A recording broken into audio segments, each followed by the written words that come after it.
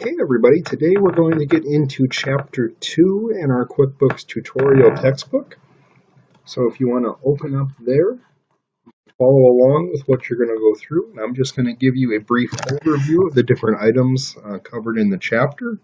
For more detailed specifics, you can look at the items in each page and go through in QuickBooks. So in Chapter 2, we're just going to kind of get a brief introduction into moving around the program and what we're going to do as far as throughout the semester and some of the different areas that are covered within QuickBooks. So if you want to click the QuickBooks icon on your desktop and open up the program and make sure you're in Rock Castle Construction, which is also called Sample Product-Based Business. And you can get back into that.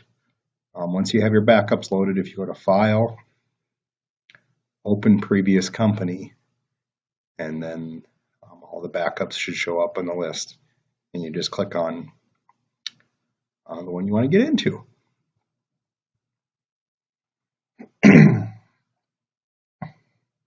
So starting on pages 6 and 7, we're just going to show you just a few different things around QuickBooks. So if you're ever wondering what company you're in, you see at the very top of the desktop, it says we're in Sample Rock Castle Construction. So if you're ever not sure, you can look to the top there and then go into another file if you need to. So we've got various menu bars here. You can see from File to Edit to Lists to Company to Customers to Vendors, Employees, etc. We've got some shortcuts here on the left side. You can scroll up and down and take a look at all those shortcuts. We've got the categories on our home page here. We've got vendors, customers, employees.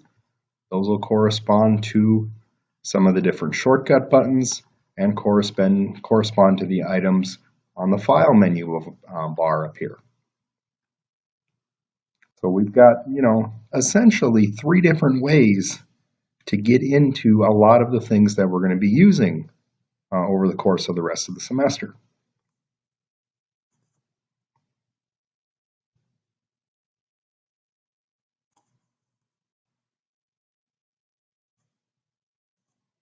So for instance, on the home page here on page 7, if we click into customers, that'll take us into the customer center where we can find details about all the people that we do business with as far as selling our product or service to.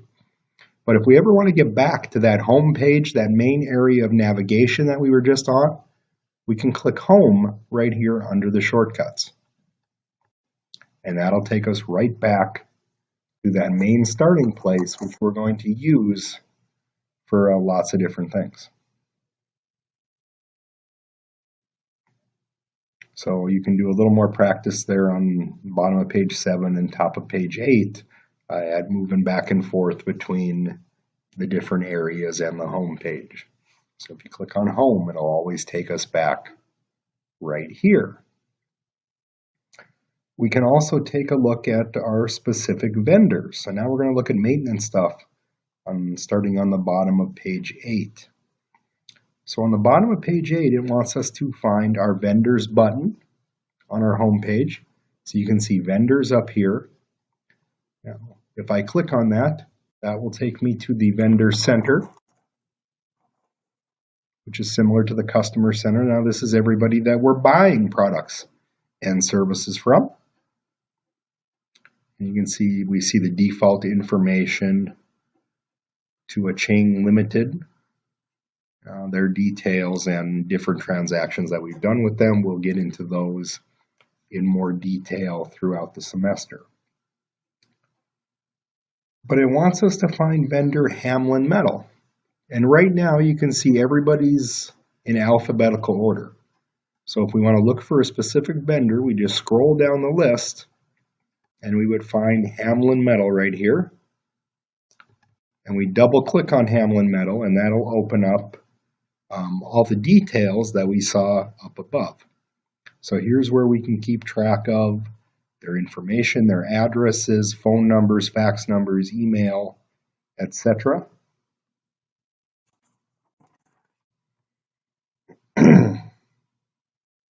And then we have various tabs on the side here, and we'll get into these as we go more throughout QuickBooks and we focus on vendors. But we could go do maintenance and we could change any of the information about this vendor. We could just highlight it and delete it or type over to what we want. We just hit OK.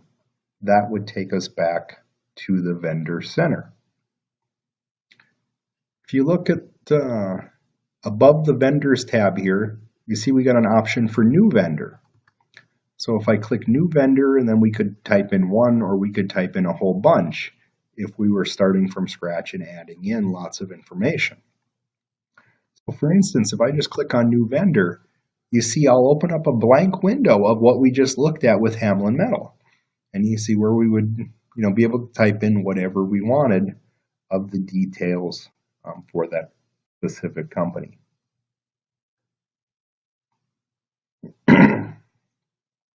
But right now we're not going to add a vendor. We'll deal with that in later chapters. We're just going to hit cancel. And we're going to go back to our home page.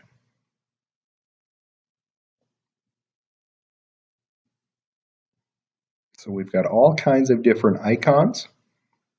In the lower part of page 10, it wants you to look under the company window, and we can find our chart of accounts here.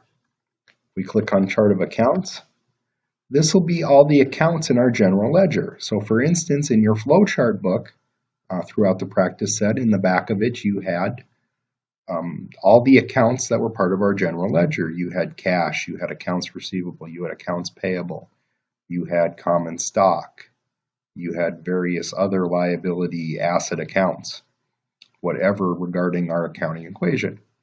Well, it's the same thing here under chart of accounts. You see we've got our checking account, which would be our cash account that we used for before, savings account, petty cash, accounts receivable, inventory, various fixed assets, various liabilities, owner's equity, etc. So you can always reference those there. If I want to get back to my home page, I'll just click the X. Or, once again, like we did before, I'll click Home under the shortcuts and take us back there. If you're ever curious what any of these buttons on the home page do, you've just got to highlight them with your cursor, and it shows us that page 11. So for instance, under purchase order, if I'm not sure what that is, create a purchase order to submit to your vendor. Receive inventory, you can see a description comes up. So we would just highlight, like I said, with our cursor, just scroll our cursor right over that item, and it'll tell us what it does. So if you ever have a lapse in thought, you forget, you're not sure, just scroll around and you should be able to figure out what you need to do based on the description of the various buttons here, as long as it's an item that can be completed by one of these buttons.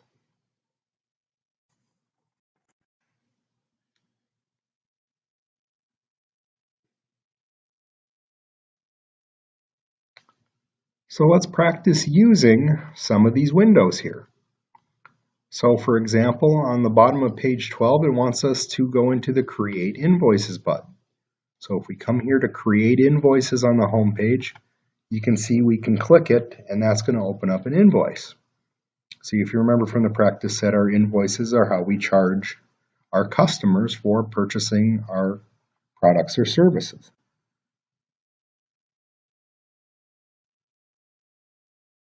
And then we've got various options that we can, tailor within the invoice to pick out that product. So that's what an invoice looks like. We go back to our home page. It wants us to click on the purchase order button. You can see we open up a blank purchase order. So this would be the opposite side. This is saying we want to order something from a vendor, what items we want to buy. Like in the practice that we were ordering from Velocity Sporting Goods, our product that we were going to sell from our.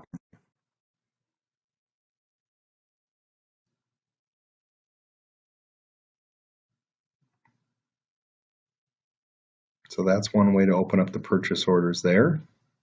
Also, we can do things from the file menu. So for instance, if I came under vendors, there would be create purchase orders.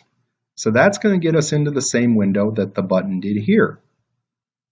If I go under my customers, I could go down to create invoices. Once again, that'll get us into the same invoice that we were looking at earlier. So we can do it from there. Or if we click on customers on the home page, we can go under Customer Center and New Transactions. And once again, you see estimate sales order, there's invoices again. So we can open up invoices that way. Or one last way to do it, you can see the shortcut Control I. So if you hit Control I, that once again would bring open an invoice. So we go through this stuff on pages 14 and 15. So you can practice moving through the vendor center, the customer center, the employee center, using these drop-down boxes on the file menu. Goes through this a little more on 16 as well. So I don't care how it works for you to get into these areas, it's just that you can do it.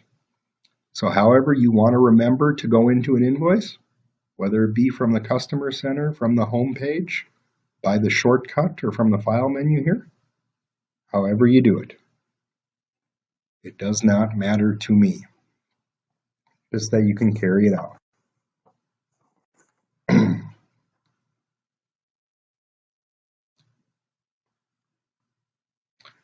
Let's go back to that invoice now. So if I click Create Invoices on my home page, now on pages 18 through 20, we're going to go more in depth on the various windows within that invoice. So you see the first stop that it automatically goes to, my cursor is blinking under Customer Job. So here's where I type in then who we're selling to. And you see on page 18, we want to do the job utility shed for Gordon Johnson. So we could hit the drop-down box, we could scroll down and find that, or I could start typing in his name, and you can see there's Gordon Johnson and the job utility shed. And you can see once I click that, a bunch of information automatically fills in. So his address that we have on file there in the Customer Center. If you look on the very far right, the details about him from the Customer Center are showing. The date is going to default to the date that we're opening the QuickBooks file for the most part. In some of these practice ones, you see it gives us a goofy date of 2019. The invoice should always default to the next invoice in line, so once you start counting, it's going to go to that number.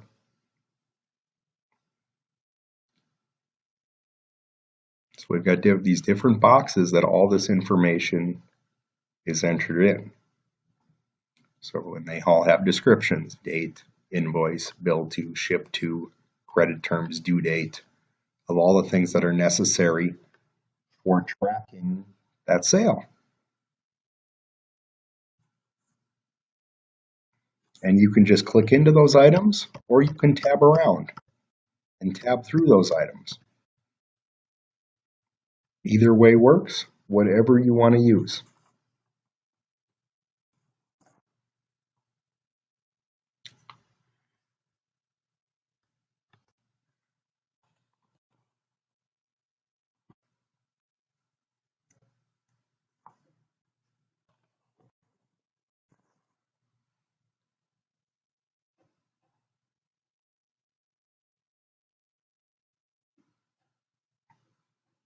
So like in the bottom section here, we would add in what items we want to sell them. So for instance, I'm just going to click the items, concrete slab, for instance. You can see that automatically fills in a description of the item I've selected. We would choose the quantity, and then we would charge them a rate. And we don't have anything in for this, so I don't know, I'll just type in $2,000 for the heck of it. And you can see the invoice automatically calculates the total of the items that we put in.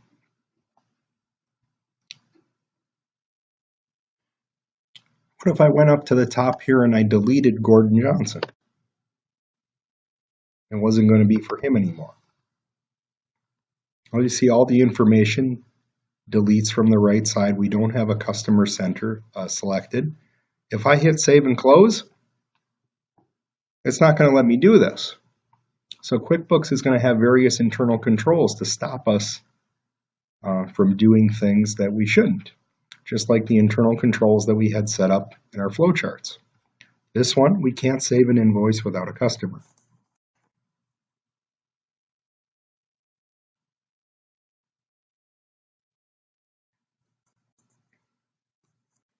So we've got drop-down boxes like we saw with the customer. For example, if we select it from the drop-down box, we come over here to terms, we got a drop-down box. Depending upon what credit terms we've provided that customer, and that'll automatically default to whatever is the said credit terms for that customer. We've got spots we can type in numbers, like we typed in the quantity of 1. And we've got the date where we can select a little calendar, go and select the date, or we can just highlight it and type it in.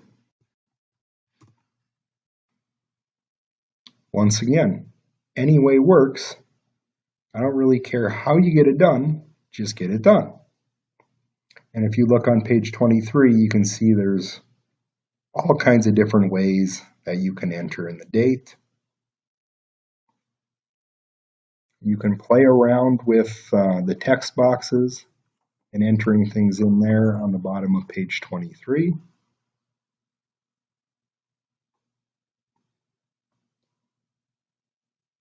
And then we have various buttons for doing things as well. So that on the bottom, when we're done with our transaction, like we just tried to do a little bit ago to the blank customer, it didn't work.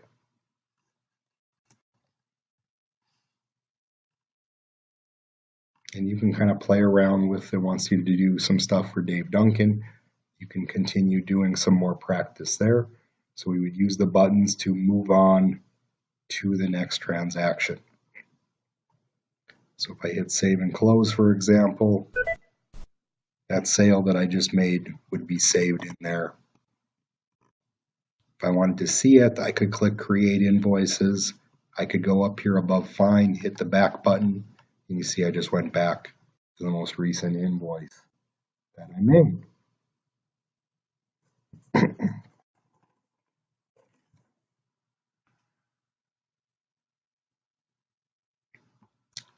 So if we go back to our home page on page 25, other things that we have, one other thing is called a radio button. So I want you to click Enter Bills, which is on the Vendor Center right here to the left of your home page. So if we click Enter Bills, we can see a radio button here in the upper left-hand corner. And you see what the radio button does is we can filter or we can switch between two different types of transactions in the same window. So the first one is to enter a bill, something that we owe somebody for. The second part is enter a credit. What if we return something that we've purchased? We change it to a credit and we offset that amount that we've owed. So that's what a radio button is. We can move between two different things in the same window. The other thing that we have there are called tabs. So if we go into the Customer Center, you can see from the Customer Center, we've got a Customer and Jobs tab, where like we've been looking through, we can click on a specific customer and see their information and see what types of transactions we've done with them. Or up here at the top, we could click the Transactions tab. In the Transactions tab, we can search through various types of transactions. We can search through credit memos, invoices, sales receipts, and just look at that specific type of transaction. Hey, the credit memos is pretty easy to look through. There's only one.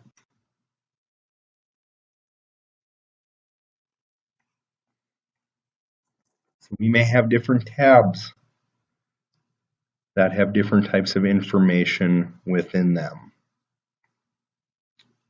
The customer information, we've already, well, actually we took a look at that in the vendor center. So let's go back to our customer center, and we're going to open up the for customer Robert Allred. So if we come up here to Robert Allred, or Allard, and on page 26, it wants us to edit that customer.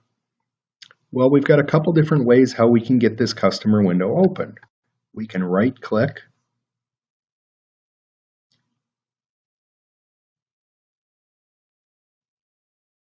We can go to edit customer. We can double click on it, or we can click the little pencil up here right next to customer information on the right side of the screen. All will do the same thing and get us into the window for this customer, and this will look similar to the vendor center window that we looked at earlier, where we can find all the information about the customer, and you can see we've got some tabs for some different things here on the left side that we want to keep track of for our customers. We'll go into those in more detail in later chapters.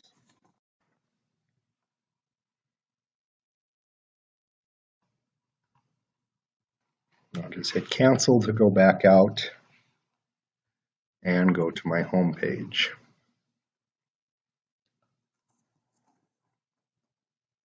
So the last thing we're going to take a look at is reports and how to print or how to export them in Excel. So for our purposes, you're never going to have to print them because you're certainly not here to hand them in. So what's going to be important to us is exporting to Excel.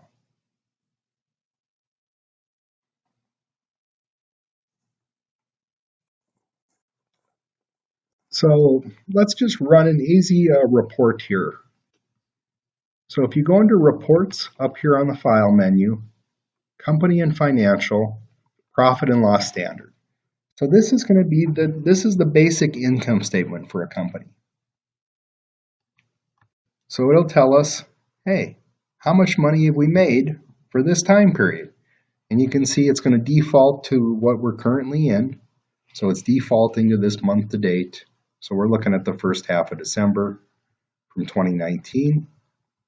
But you can see all the revenues and expenses for Rockcastle Construction and that they're operating at a profit. So if I wanted to print them, I can show that up here. I can print the report. I can export it as a PDF. You can email it either as an Excel or a PDF. Or for our purposes, you're going to want to export it to Excel and then upload it to Moodle. So I'm just going to click the Excel button here and then create new worksheet. And then I get the option, what do you want to do? Do you want to use a worksheet you already have? Do you want to create a CSV file or create a new worksheet? So hopefully, best case scenario, it'll always work for us to create a new worksheet. Sometimes QuickBooks may have issue with your laptop, or at least the Fujitsu laptops that we had here on campus previously. Hopefully the laptops that you guys are using, we won't run into that issue. But if you do, you can do the export as a .csv file, and hopefully everything will go okay and you can upload that CSV file to Moodle. So we click export, let the little blue wheel spin, like we learned when we were restoring our companies. And now you see my Excel is blinking down here on the bottom. And here is my income statement within Excel, so that if I wanted to manipulate it, if I wanted to do anything to my Excel spreadsheet, I could go ahead and do that. copy and paste it in with other spreadsheets that I have, change the wording of some of the information, some of the accounts, if they're not set up correctly, etc. So like I said, that's how you'll get out reports that you'll do for credit for your assignments. We just hit X, and I'm not going to bother saving this, and go back to our home page. So that's chapter 2. That's just kind of a brief rundown of some of the features within QuickBooks, some of the things that we're going to be looking at in more detail as we get going on through the chapters next week. So there's no assignment this week other than just going through these first 2 chapters on your own, starting to get familiar with the program, and then we'll get into chapters 3 and 4 next week. So thanks for tuning in.